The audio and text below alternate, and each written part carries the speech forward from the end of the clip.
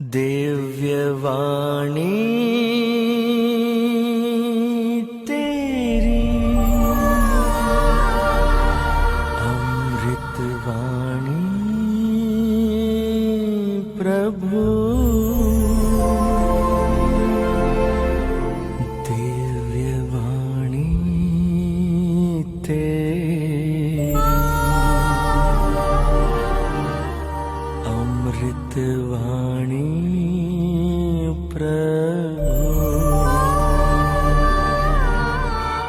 तो आज हम यीशु के पवित्र नाम का पर्व मना रहे हैं, इसलिए यीशु के नाम पर हम थोड़ी देर मनन करेंगे।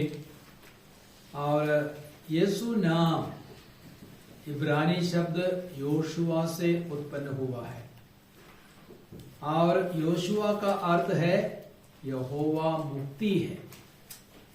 इसका मतलब क्या है? यीशु का नाम का अर्थ क्या है?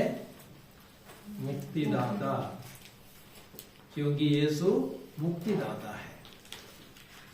और यीशु को वो नाम किसने दिया? मनुष्यों ने नहीं दिया, माता मरियम ने नहीं दिया, यूसुफ ने नहीं दिया, लेकिन ईश्वर ने स्वयं वह नाम प्रदान किया। हम देखते लूकस के सुसमाचार अध्याय 1 वाक्य संख्या 31 में गब्रियल स्वर्गदूत ने माता मरियम से कहा, आप गर्भवती होंगी, पुत्र प्रसव करेंगे, आप उसका नाम ईसा रखेंगी। और साथ ही साथ मत्ती के सुसमाचार अध्याय 1:21 में भी हम देखते हैं स्वर्गदूत गब्रियल ने यूसुफ को संदेश दिया, मरियम को अपनी पत्नी के रूप में ग्रहण करे, क्योंकि उसका जो गर्भ है वह पवित्र आत्मा से है और वह पुत्र प्रसव करेगी, आप उसका नाम ईसा रखेंगे, क्योंकि वह पापों से बचाएंगे। एक बार एक नौजवान मुक्ति का सहज मार्ग जानना चाहता था, तो कई सारे लोगों के पास गया, लेकिन उसको कोई संतोषजनक जवाब नहीं मिला। तब अंत में वह शंकराचार्य के पास गया। गुरुजी, मुझे बताइए मुक्ति के लिए कौन सा सहज नाम है और मैं मुक्ति कैसे प्राप्त कर सकता हूं? तो शंकराचार्य बोला, तो तुम मुक्ति पाना चाहते हो, उसके लिए कोई सहज मार्ग नहीं है। तुम समुद्र के तट पे जाओ और एक गड्ढा खोद लो समुद्र के तट पर, और घास का डंडा ले लो और समुद्र के पूरे पानी को बूंद बूंद करके उठा करके उस गड्ढे को भर देना। जब पूरा समुद्र का पानी गड्ढे में आ जाएगा तब तुम्हें मुक्ति मिलेगी। इसका मतलब मुक्ति असंभव है, लेकिन ईसा नाम में मुक्ति है। और इसलिए हम देखते हैं प्रेरित चरित्र अध्याय 4 वाक्य संख्या 12 में, किसी दूसरे व्यक्ति के द्वारा मुक्ति नहीं मिल सकती। समस्त संसार में ईसा नाम के सिवा मनुष्यों को कोई दूसरा नाम नहीं दिया गया है जिसके द्वारा उन्हें मुक्ति मिल सकती है। इसका मतलब मुक्ति के लिए सैकड़ों हजारों नाम नहीं है, मुक्ति के लिए सिर्फ एक ही नाम है और वह ईसा मसीह का नाम है। मैं एक साधु के बारे में पढ़ रहा था, उसका नाम साधु गौतम, और उसको कई सारी परेशानियां थी और वह गांजा पीता था और शराब पीता था, व्यभिचार का आदी बन गया था, और उसकी बगल में जो पसली उठ गई थी और पसली से खून बहता था। अपनी प्रार्थना करता था, भक्ति करता था और भजन गाता था, लेकिन उसको कोई फायदा नहीं हो रहा था और वो बहुत परेशान हो गया, क्या करूं क्या करूं। तब किसी ने एक पर्ची उसको दे दी और उस पर्ची में लिखा गया था, प्रभु यीशु का नाम, तक के मान दे बोझ दबे हुए लोगों, तुम सभी मेरे पास आओ, मैं तुम्हें विश्राम दूंगा। उस पर्ची में लिखा गया था, मार्ग सत्य जीवन मैं हूं, मुझसे होकर गए बिना कोई पिता के पास नहीं जा सकता। यूहन्ना 14:6।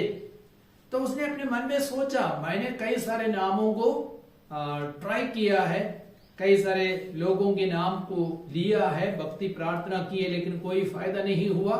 और एक नाम मैं लेकर के देखता हूं क्या होता है। तो उसने ईसा का नाम लेकर के प्रार्थना करना शुरू किया, ईसा के वचनों को लेकर के प्रार्थना करना शुरू किया। कुछ दिन बीत गए लेकिन कुछ भी नहीं हुआ। लेकिन वो हताश नहीं हुआ, निराश नहीं हुआ। उसने क्या किया, 3 दिनों तक उपवास रखा। उपवास रख करके वह ईसा का नाम लेकर के प्रार्थना करने लगा। अचानक पवित्र आत्मा उस पर उतरा और उसकी बगल से जो खून निकलता था वह बंद हो गया और उसको चंगाई मिली। साथ ही साथ उसने महसूस किया शराब पीने की आदत, गांजा पीने की आदत से उसको छुटकारा मिला और गंदे पाप में वो गिरता था, उस पाप की आदत से भी उसको छुटकारा मिला। तब उसने विश्वास किया यीशु ही सच्चा मुक्तिदाता है, सच्चा ईश्वर है। तो उसने स्वयं यीशु के नाम का प्रचार करना शुरू किया। और मैंने पढ़ा हरिद्वार को वह सत्संग चलाता है और उस सत्संग में करीब 300 लोग आते हैं। वे भी ईसा के नाम को सुनते हैं और उनके बीच में भी कई सारी चंगाइयां, कई सारे चमत्कार हो रहे हैं। हमें मालूम है 2020 में कोरोना प्रारंभ हो गया हमारे देश में और कोरोना से सैकड़ों हजार लोग मारे गए, सारे संसार में मारे गए। और लेकिन हम लोगों को प्रभु ने बचाया। मामूली सर्दी कांसी मिली लेकिन हम लोगों को प्रभु ने बचाया। कैसे बचाया? उसके पीछे एक बहुत बड़ा कारण मैं सोचता हूं, हम लोगों ने ईसा का नाम लेना शुरू किया और हमारे होठों पे ईसा का नाम होना चाहिए। हमने दरवाजे पे ईसा के नाम को लिख करके चिपकाया है और हमारे तकिए के नीचे, मेरे तकिए के नीचे ईसा का नाम था, जेब में भी ईसा का नाम था और हर कमरे के दरवाजे पे ईसा का नाम था। तो ईसा नाम हमें महामारी से, कोरोना से बचा सकता है। मैंने इस बात को पढ़ा था 1432 में लिस्बन पोर्चुगल में एक महामारी फैल गई।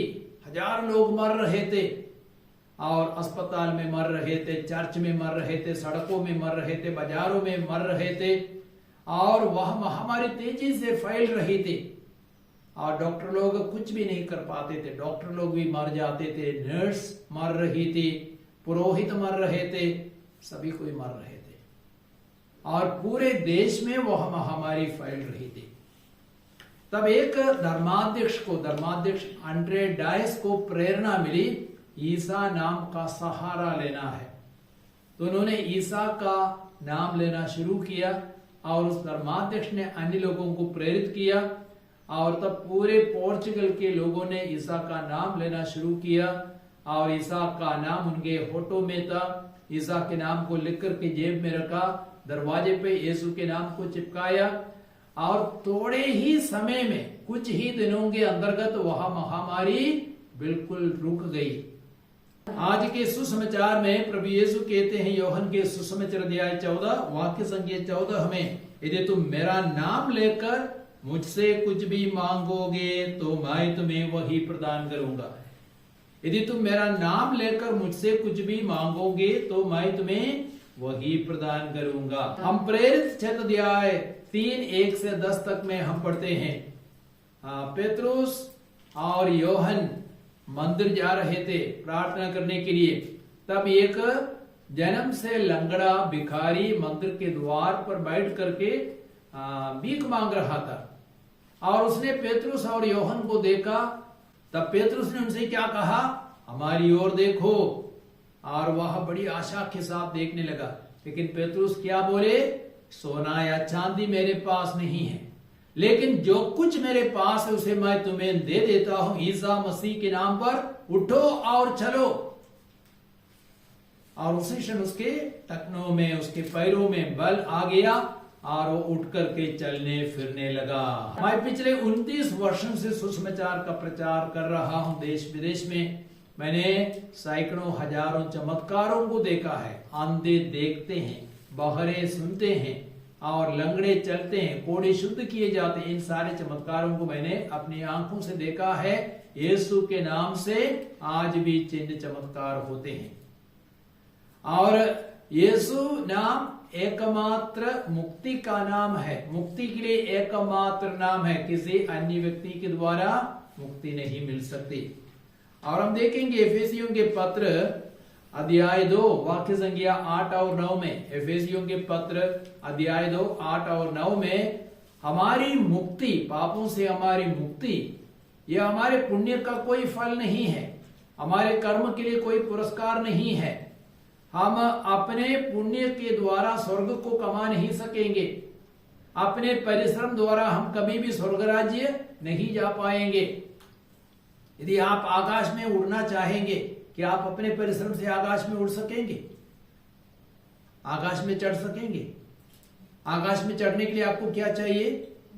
हवाई जहाज की आवश्यकता है। यदि हेलीकॉप्टर या हवाई जहाज आपके पास नहीं होगा तो आकाश में आप उड़ नहीं पाएंगे। लेकिन एक हवाई जहाज की सहायता से आप आकाश में चढ़ सकते हैं, आकाश में उड़ सकते हैं। तो उसी प्रकार मुक्ति हम अपने परिश्रम से और अपनी मेहनत से मुक्ति को पा नहीं सकते, क्योंकि एफेसियों के पत्र अध्याय 2 वाक्य संख्या 8 और 9 में वहां पे संत पौलुस क्या कहते हैं? एफेसियों के पत्र अध्याय 2 8 और 9 में, उसकी कृपा ने विश्वास द्वारा आप लोगों का उद्धार किया है, यह आपके किसी पुण्य का फल नहीं है, यह तो ईश्वर का वरदान है, यह आपके किसी कर्म का पुरस्कार नहीं। तो इसलिए हम अपने पुण्य से, अपनी मेहनत से स्वर्ग राज्य को पा नहीं सकेंगे। स्वर्ग राज्य यह ईश्वर की कृपा है, ईश्वर का वरदान है कि आप अपनी मेहनत से नींद को पा सकते हैं। नींद क्या है? ईश्वर की कृपा है। आप जितनी भी मेहनत करें आपको नींद नहीं आएगी। आप लेट सकते हैं, आप शायद गर्म पानी पी सकते हैं, लेकिन नींद अंत में आती है तो वह ईश्वर की कृपा है। अगर आप शादी कर सकते हैं लेकिन संतान ईश्वर की कृपा, आप कितनी भी मेहनत करेंगे आपको हो सकता है संतान नहीं मिलेगी, लेकिन ईश्वर की कृपा है तो आपको संतान मिलेगी। सब कुछ ईश्वर की कृपा है, सर्वप्रथम ईश्वर की कृपा है, उसके बाद ही हमारी मेहनत, हमारा परिश्रम आता है। ईसा नाम से ही हम ईश्वर की संतान बनेंगे। यदि आप यूहन्ना का सुसमाचार पढ़ेंगे अध्याय 1 वाक्य संख्या 12, वहां पे प्रभु का वचन क्या कहता? जितनों ने उसे अपनाया, जितनों ने उसके नाम पर विश्वास किया, उन सभी लोगों को ईश्वर ने अपनी संतति बनने का अधिकार दिया। तो जितनों ने उसे अपनाया और जितनों ने उनके नाम पर विश्वास किया, उन सबों को ईश्वर ने अपनी संतति बनने का अधिकार दिया। ईसा नाम से हम ईश्वर की संतान, ईश्वर की संतति बन जाते हैं। तो आइए प्रभु के वचनों पर हम मनन करें। हमारी मुक्ति के लिए एकमात्र नाम है और ईसा नाम में ही पापों से मुक्ति है, रोगों से मुक्ति है, शैतान से मुक्ति है और सब प्रकार के संकटों से मुक्ति है। आइए उस ईसा नाम के लिए हम प्रभु को धन्यवाद दें।